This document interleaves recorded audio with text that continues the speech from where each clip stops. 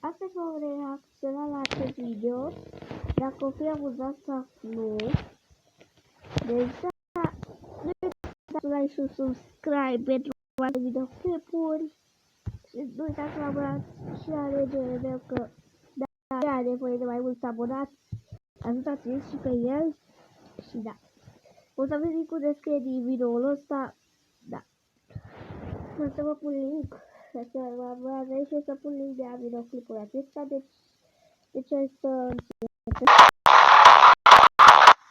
Dar mai nu să-l las din cauza recorderului. 3, 2, 1, go!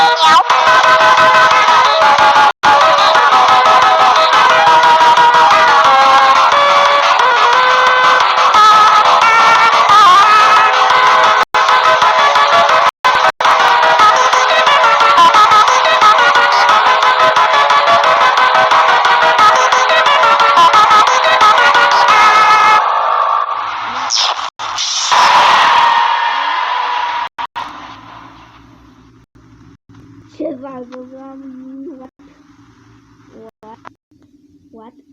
Ok. Sper că v-a plăcut. Nu uitați să dați like și subscribe pentru a apăra mai multe videoclipuri. Acum numele pe YouTube e Capifier Funky, adică sună foarte prescurtat. Că mie îmi place de Capi și am zis să îmi pun numele, da? Nu uitați să vă abonați și să-mi dați un subscribe și un like și ne mai vedem la când o să fac alte videoclipuri. Pa, pa!